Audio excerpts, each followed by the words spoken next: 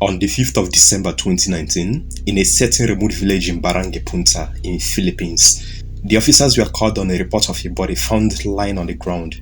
The body, which was found to be wearing denim jeans, had no upper garment. And not just that, a very disturbing discovery would be made. And the reason behind the crime? Just pure madness.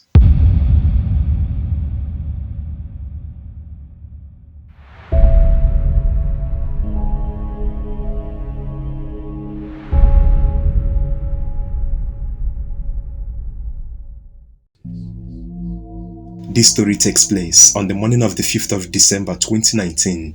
Residents within the village of Talisayan on Mindanao Island happened to be walking down a bushy path on that fateful Thursday morning when they looked out towards a bushy path to see a woman's body which had been left topless, wearing only jeans trousers on her lower body and with both hands tied together. The residents would come to a shock, and with complete look of horror on their faces, they soon snapped out of shock and began to shout as they all knew there was no way for this woman to be alive.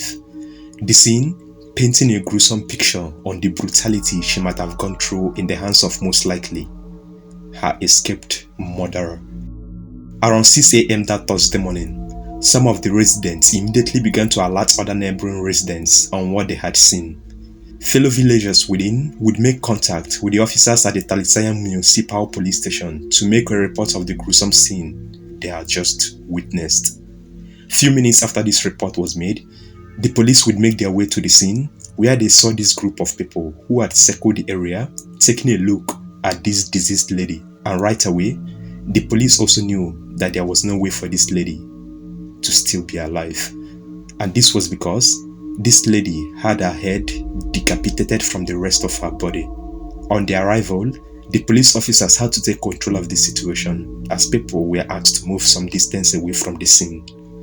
Traces of fresh blood were also found at the scene, and the area would be cordoned off while contact was made for the body to be wrapped into a body bag by the emergency services and deposited with the funeral workers. Following the gruesome scene, an intense investigation would kick off almost immediately. As the police officers in Talisayan began to make contacts with the locals in a bid to uncover how this body had come to be, they began asking questions to know if anyone could be able to identify this woman, especially since she had no head.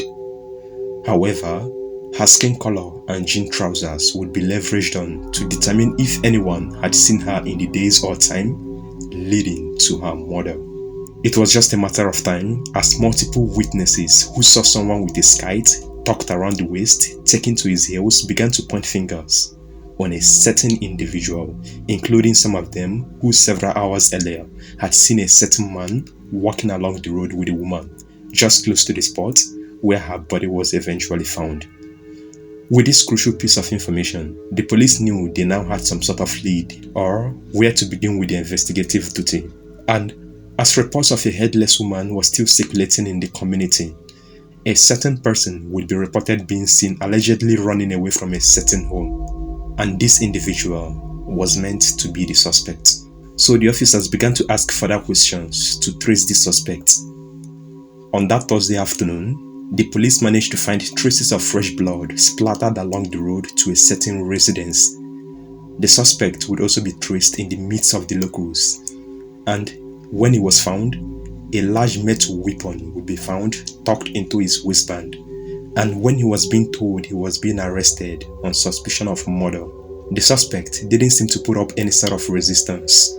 He would be subdued, complied with the officers, and taken to be questioned at the municipal police station in Talisayan. While being questioned, the suspect would confirm being the woman's killer, and when asked what the motive for the crime was, the man, whose name was Lloyd Bagtong, would begin to narrate how he came to meet the victim, and he would also give one of the most ridiculous reasons for a horrific murder ever heard.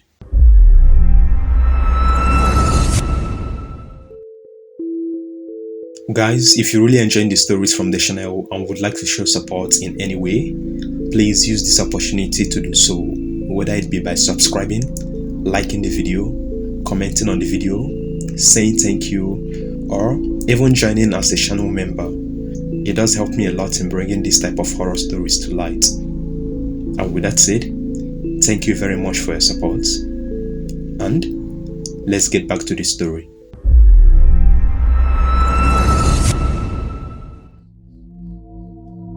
At the time, Lloyd Bagtong was a 21-year-old single man. He was also an unemployed resident of Sitio Kabulugan in Barangay Punta in the country of Philippines. On that Thursday morning of the 5th of December 2019, at around 5 a.m., a young English-speaking woman had lost her way in her search for someone. The young woman had been asking the local residents, who kept on directing her on how to find who was possibly a friend, and as she kept on asking and walking along, at some point, she got confused with the direction and stopped to look at a young man whom had tried to strike a conversation with her. But as this young man kept on speaking in his local Philippine language, the woman kept on replying back in English, which posed some certain level of difficulty trying to communicate. But after much demonstration and hand gestures from this lady, the man eventually got fed up. Now, this was a remote area within Philippines, and many of the locals had no sort of English literacy skills. But she kept using English, even applying further gestures and demonstrations to help out with the communication differences. But soon, the communication ended, and as the woman went her way, this man would slowly stalk her. The woman, who was mainly focused on getting to her location, never knew it then. But this young man turned out to be Lloyd Bagtong, who at the moment was very drunk and really hungry. And as the woman continued to walk near a cemetery, he would follow her to a white part of the cemetery, where he proceeded to attack her by striking her in the head severally with an iron rod. And as the woman pleaded in English, Lloyd Bagtong would let her state being irritated more, and when the woman was unconscious, he would then tie the hands and took out a metal object called a sangot, which is kinda like a cutting tool, similar to a scythe. He then used the tool to decapitate her. Lloyd Bagtong would then wrap her head using her top and then brought it to his house. But since he was very hungry, he decided to prepare a dish of rice, and when the rice was boiled, he then proceeded to cut out the brain from the head he had brought along with him. He then scooped out the brain matters with other facial organs and then proceeded to throw her skull in a hole close to his house. He then proceeded to cook the brains and then ate it as a topping with the rice. Some other parts of the head he ate raw, others he cooked before eating. Now, as disturbing and quite unbelievable as this sounds, the police would request that Lloyd take them to his house to confirm that he had indeed both murdered and cannibalized on his victims' remains. Lloyd, on the police request following this confession while at the station, would lead the officers to his house in Barangay Punta, which was 3 kilometers away from the spot where this unidentified woman's body was found. At his home, the officers would find a decapitated head or the skull, where it would be retrieved without the brains. Aside from the skull, police also found a piece of blood-stained clothing, which was believed to have been used by Lloyd Bagtong to carry the victim's head from the crime scene to his home. Following the evidence found, Lloyd would be taken to custody and held to await the filing of a murder case against him. There were also plans for him to be sent for psychiatric evaluation to determine his mental state, as the testimonies of those who knew him indicated that he suffered from serious mental health issues. Most people believe that the reasoning he gave behind the horrifying murder, which included being irritated for being spoken to in English and being hungry, was absurd. Ironically, this was a young man who did bear an English name himself. Following this gruesome case, the police would appeal to the public to help identify the woman and would urge those with missing relatives or loved ones to contact them immediately. Possibly, DNA testing was also to be carried out to determine who this woman was. Over the following day, following this grisly story, at around 7:40 p.m., the Talisayan cops would escort Lloyd Bagtong and several witnesses to another town, 62 kilometers away from Talisayan. Lloyd Bagtong was being moved to a new city for the purpose of inquest proceedings, as there was no prosecutor on duty in Talisayan at the time. However, they would make a stop as their vehicle now had a flat tire. Few minutes later, while the escorting vehicle was having the flat tire vulcanized, Lloyd Bagtong would ask for permission to urinate nearby. He would be allowed to step down, and while the police were removing his handcuffs, Bagtong, who had been secretly planning an escape, would grab the service firearm of one of the police escorts who was attempting to remove the handcuffs, and he then proceeded to fire at the cop. However, he was only able to fire a single shot before he was shot by another one of the police escorts. Lloyd Bagtong would sustain 3 gunshot wounds before being brought to a nearby municipal hospital around 8:35 p.m. on that Friday evening, where he would be declared dead by the doctors upon arrival. Fortunately, no police officer would be injured following the earlier brief exchange. Now, this was the news which brought relief for the whole community, who feared that at some point, Lloyd Bagtong might have been freed back into society following a possible sentencing if he wasn't found to be mentally unstable by the psychiatrists.